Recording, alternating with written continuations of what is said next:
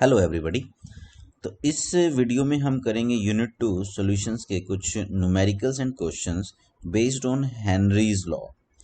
तो ये वीडियो देखने से पहले आपको इससे पहले वाली जो वीडियोस हैं वो देख लेनी चाहिए, क्योंकि अगर वो कंसेप्ट्स क्लियर होंगे तभी आप इन क्वेश्चंस एंड न्यूमेरिकल्स को आसानी से समझ पाएंगे और कर पाएंगे।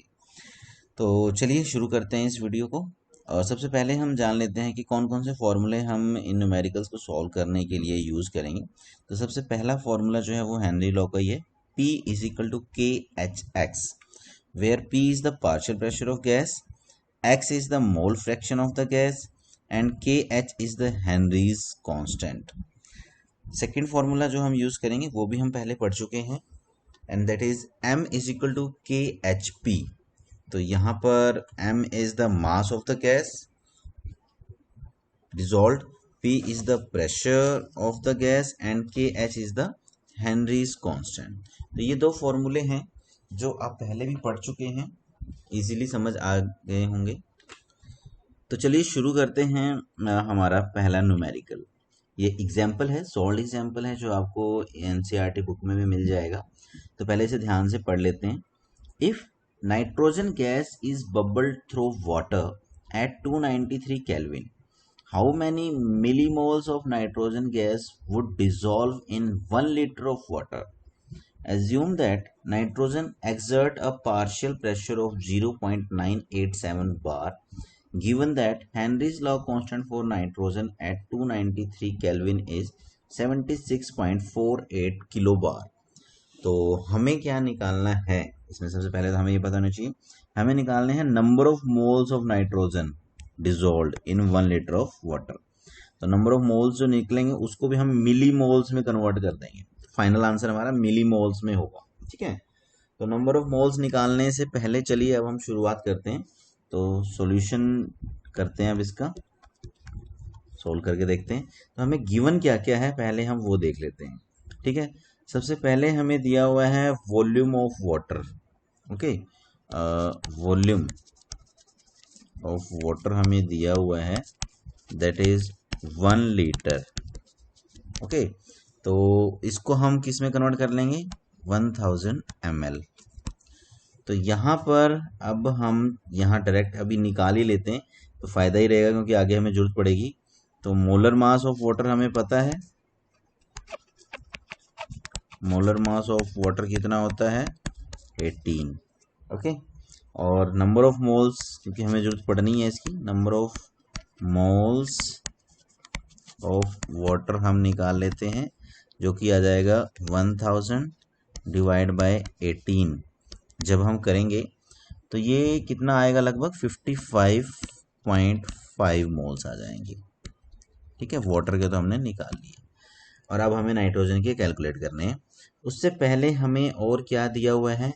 प्रेशर दिया हुआ है, P partial pressure of nitrogen. P nitrogen का दिया हुआ है 0.987 बार, ओके। दूसरी चीज क्या दी हुई है? हेनरीज लॉ कांस्टेंट आप देख पा रहे होंगे, तो मतलब कि के एच की वैल्यू जो है वो हमें दी हुई है, and that is 76.48 kilo bar. Kilo bar है तो मतलब किलो मीन्स 1000 से मल्टीप्लाई कर देंगे हम इसे, तो हम इसको डायरेक्ट लिख सकते हैं 76480 बार। मल्टीप्लाई कर ही दिया हमने, ठीक है। किलो बार को हमने बार में कन्वर्ट कर दिया। अब हमारे पास फॉर्मूला क्या है? हमें पता है, that is P nitrogen is equal to K H X nitrogen. तो X हमें निकालना है, ठीक है। X यहाँ से हम, क्योंकि हमारे पास P की वैल्यू है, के एच की वैल्यू है, तो X की वैल्यू नहीं है, ओके। तो हम यहाँ से पहले क्या करते हैं? X निकाल लेते हैं। तो X के लिए हम फॉर्मूला बना लेते हैं, X is equal to X and two is equal to P and two divide by K H. तो P हमें कितना दिया हुआ है? 0.987, और के एच की वैल्यू अभी हमने कन्वर्ट कर ली थी किसमें? किलो बार में, 76480। जब हम इसे सॉल्व कर लेंगे तो हमारा कितना आ जाएगा? 1.29 इंटू 10⁻⁻⁵ आएगा, ठीक है। ये आप सॉल्व करके देख लेना, इतना ही आना चाहिए। तो अब हमारे पास x की वैल्यू आ गई और हमें ये पता है कि जो x की वैल्यू है इससे हम n की वैल्यू निकाल सकते हैं, क्योंकि हमारे पास एक फॉर्मूला होता है जनरली जो हम यूज करते हैं, that is x is equal to x nitrogen is equal to number of moles of nitrogen divide by total number of moles of nitrogen, not nitrogen, total number of moles of solution, जो कि किसके बराबर होगा n nitrogen plus solution में और क्या है water.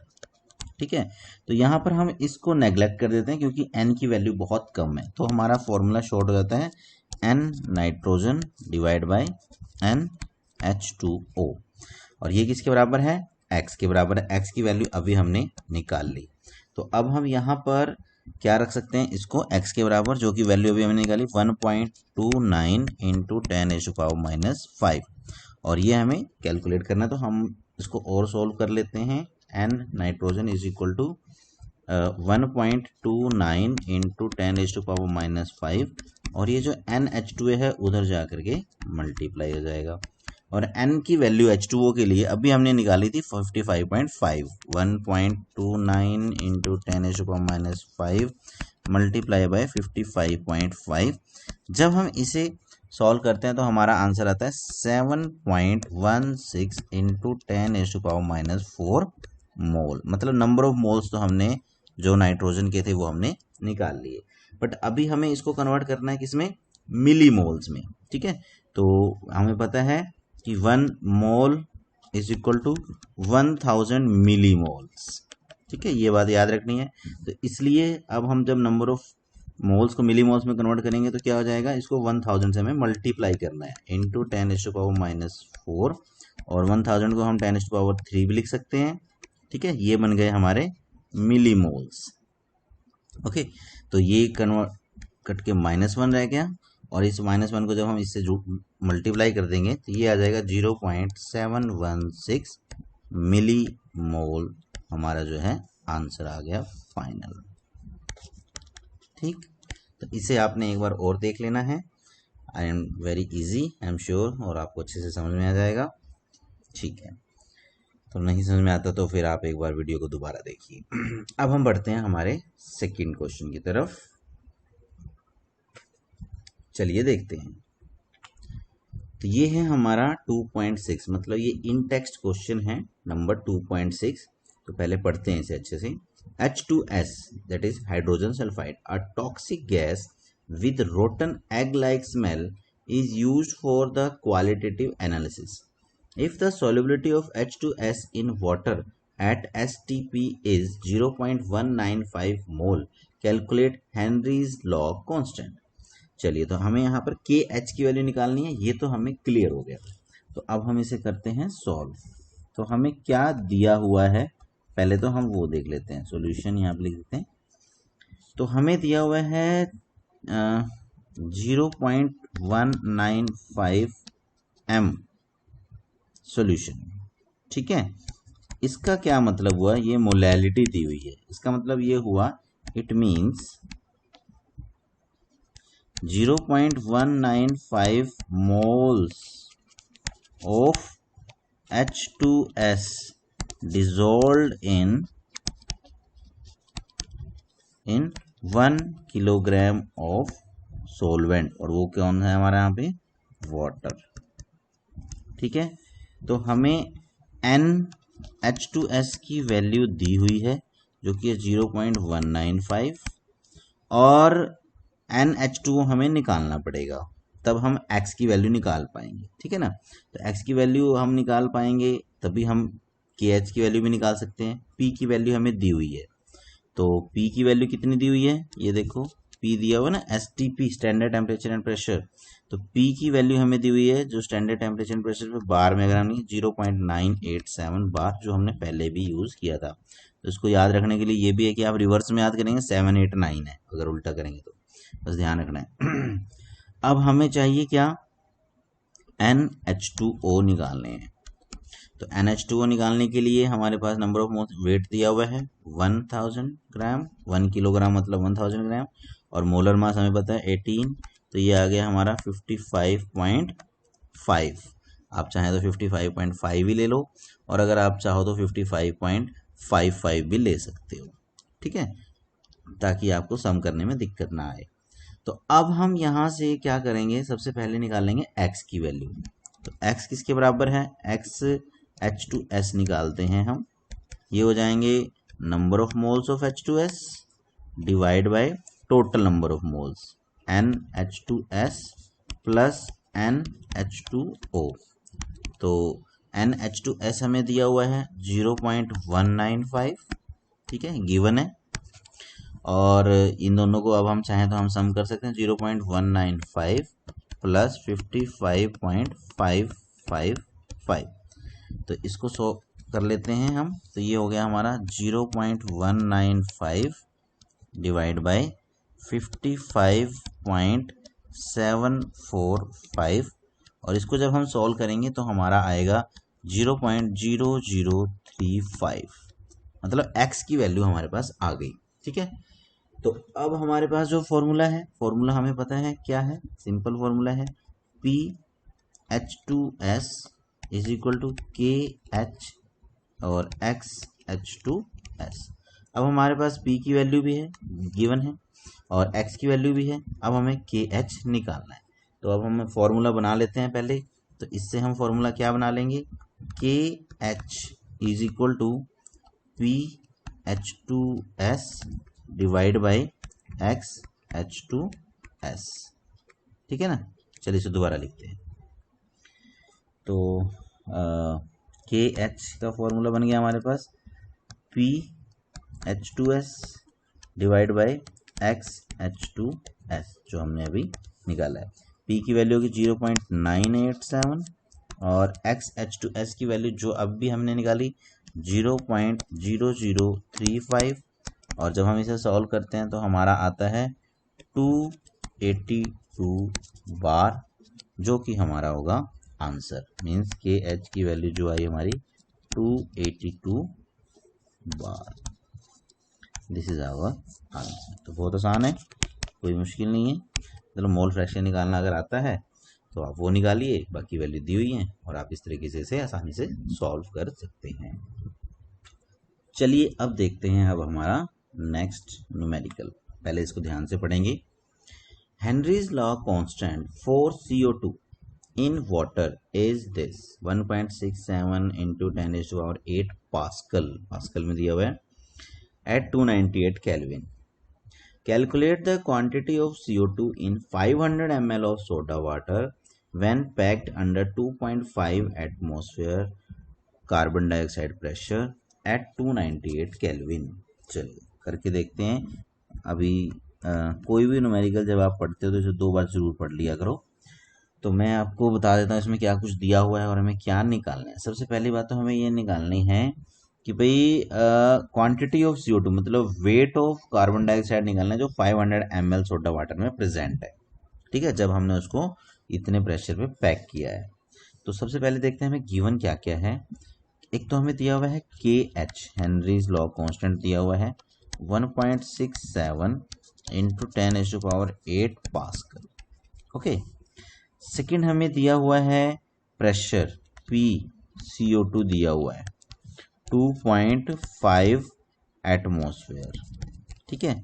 इसको हम पास्कल में कन्वर्ट कर लेते हैं। सबसे पहले 2.5 इंटू, यहाँ पर हमें मल्टीप्लाई करना पड़ेगा 101,325 से, इसे पास्कल में कन्वर्ट करने के लिए, ओके।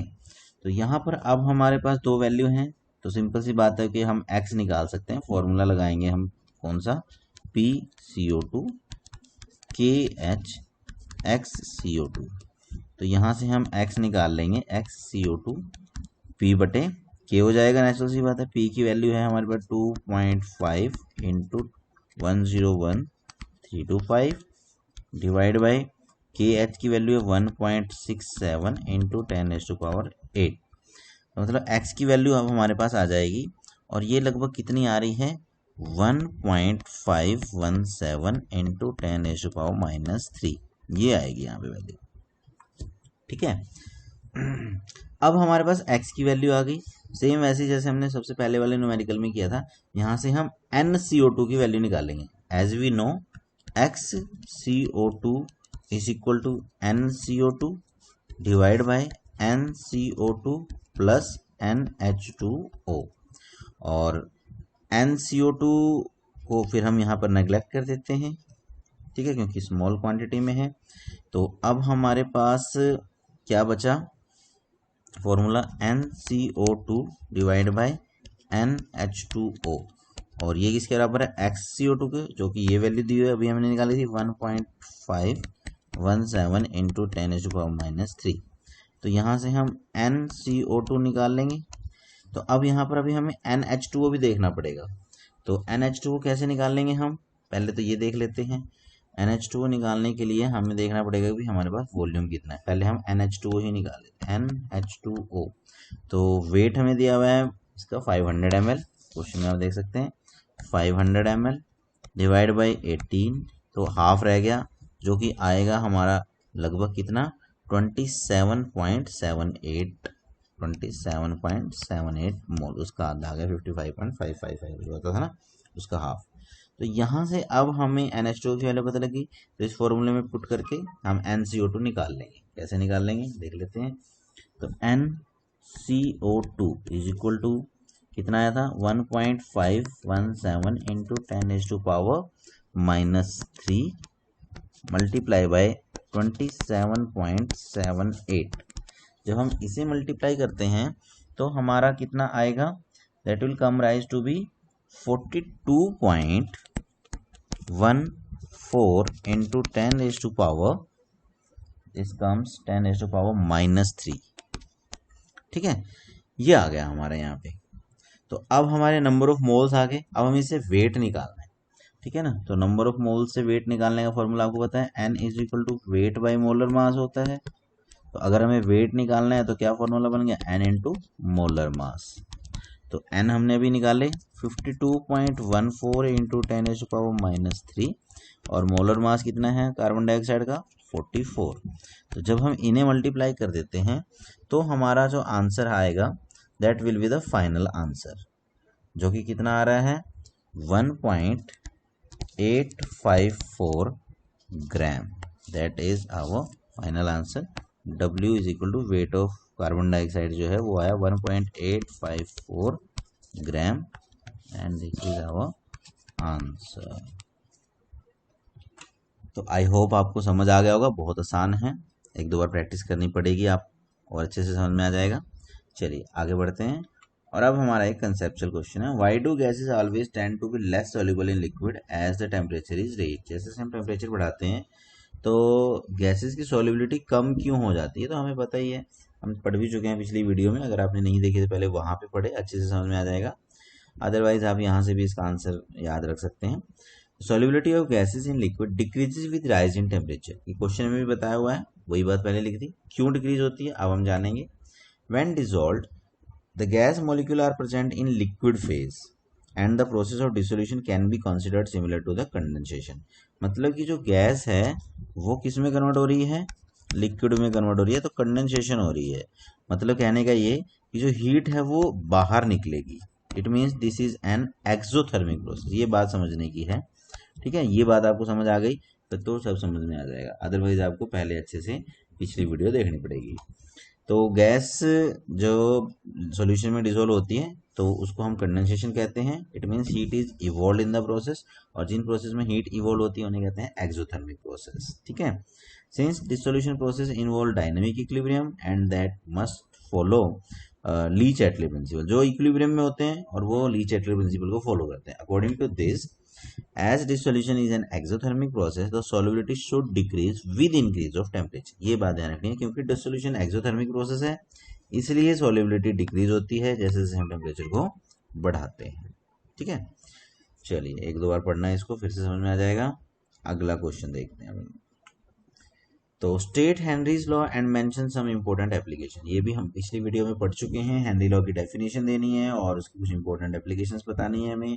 तो ये सबसे commonly used form of Henry law है that the partial pressure of the gas in vapour phase is proportional to the mole fraction of the gas in the solution and is expressed as P is equal to K H X. यही formula हम बार बार use कर रहे हैं। ठीक है, समझ आ जाएगा इसको पढ़ना, नहीं तो वीडियोस देखनी पड़ेगी आपको, उसमें डिटेल में बताया। अगर हम यहाँ पर भी डिटेल में बताएंगे तो फिर बहुत लंबी हो जाएगी वीडियो, तो इतनी लंबी हमें बनानी नहीं है।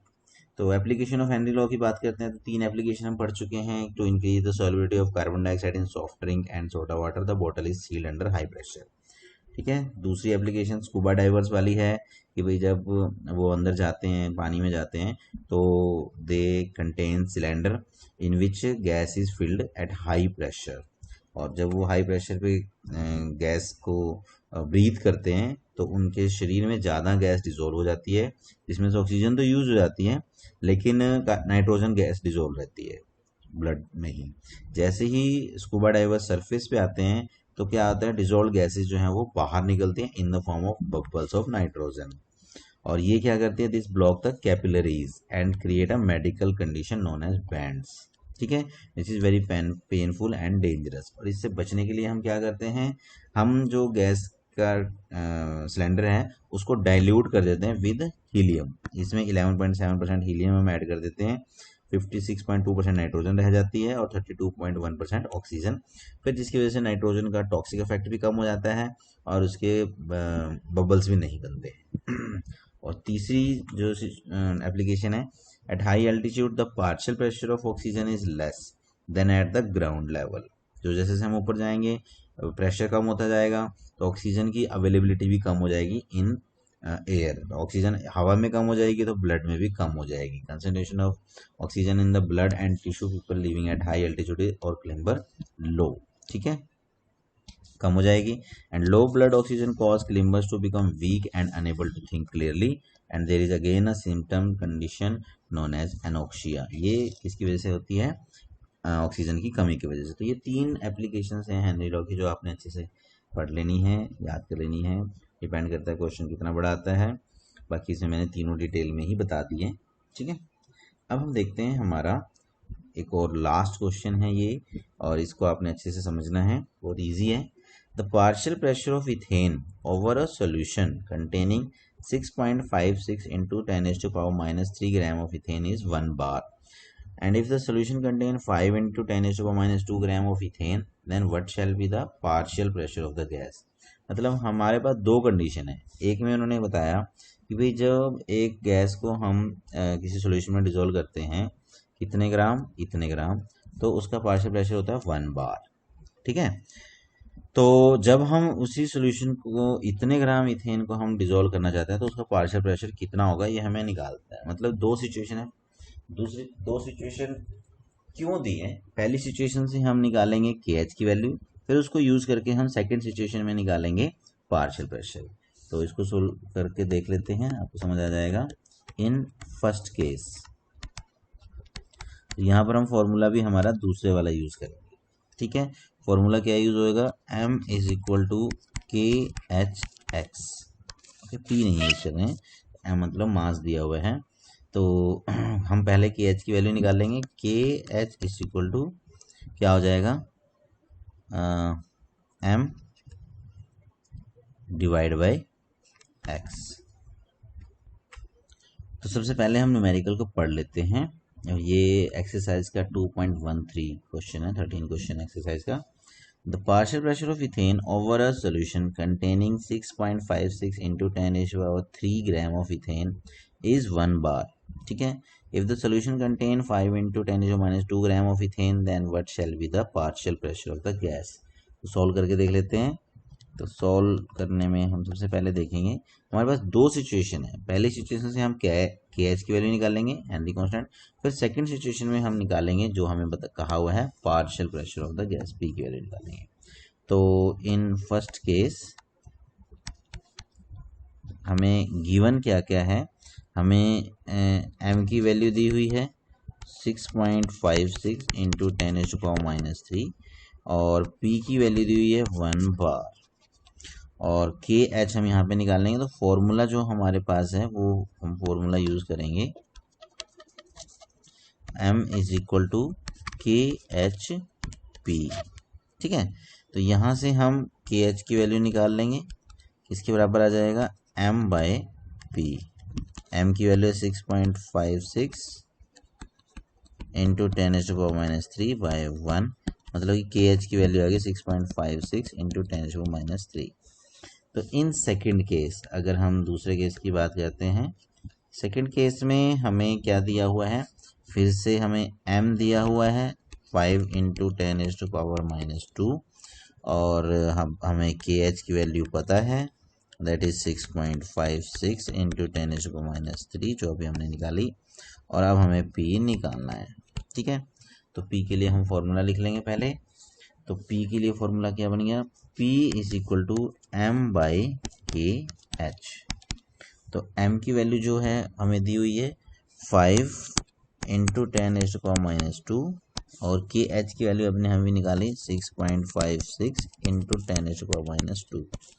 ओके, तो अब हमारा जो आया that will the final answer, और जो कि 0.762 बार।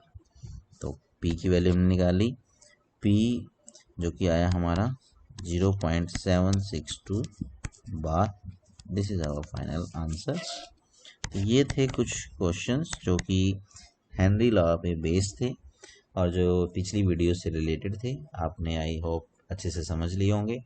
अभी भी कोई क्वेश्चन अगर समझ नहीं आता, कोई न्यूमेरिकल समझ नहीं आता, पहले तो कोशिश करें वीडियो को एक बार और देखें, फिर भी समझ नहीं आता मुझे कमेंट करें, आप मुझसे बात भी कर सकते हैं, ताकि मैं आपको अच्छे से समझा सकूं। कोशिश करूँगा कि आपको सब कुछ अच्छे से समझ आ जाए। Thank you for watching this video. Thank you very much.